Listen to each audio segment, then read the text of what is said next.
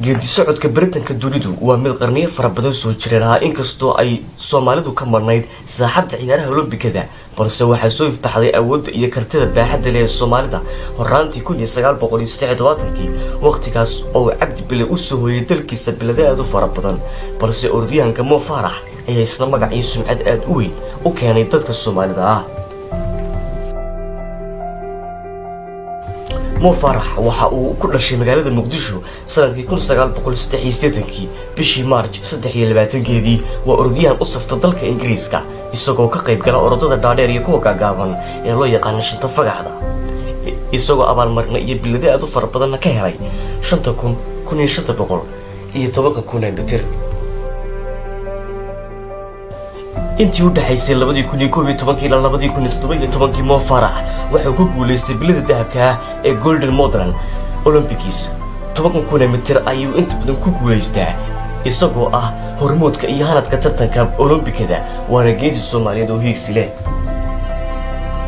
magaciisa oo dhamaystiran waa Maxamed Mukhtaar Jaamac Farah oo ka soo jeeda qoys sabool oo xoolo dhaqato oo degan gobolada waqooyi ee Gabiley waxa uu hayraantiisii mid ku mashquula daryeelka xoolahooda isagoo fursado waxbarasho aan helin ayuu dalka UK ku soo galay qaxoonti ahaan sanadkii 1993 horaantii bishii January 2009 Mo Farah waxa uu furay albaab cusub oo 3,000 mitir boqortooyaduna waxay siisay fiiro gaar ah iyo inuu noqon karo halyey taariikhda marathonka wax badan ka bedeli kara Mo Farah waxa uu aqoonta ama cilmiga uu ka gaaray ilaa heer jaamacadeed isagoo dhamaystay kulliyadda siyaasadda 2002 Mo Farah waa shakhsiga qura ee jirkiisa daroogo laga waayay inta ciyaaryahan soo martay dalka UK waa orodyahan Soomaaliyeed oo dunida mucjiso ku noqday oo gaaray iskoor sare oo aanay wali cidi dunida gaadhin Mo Farah waa shakhsi aan ku dhex milmin xiisadda siyaasadeed ee ka dhex oogan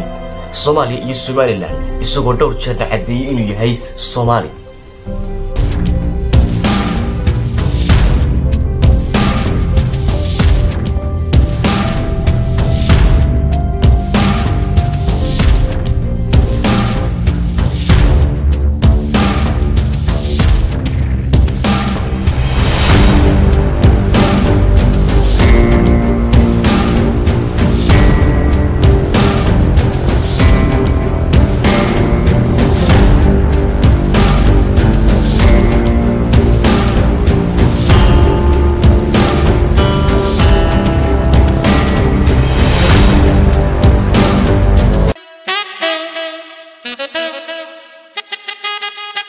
King Video Production.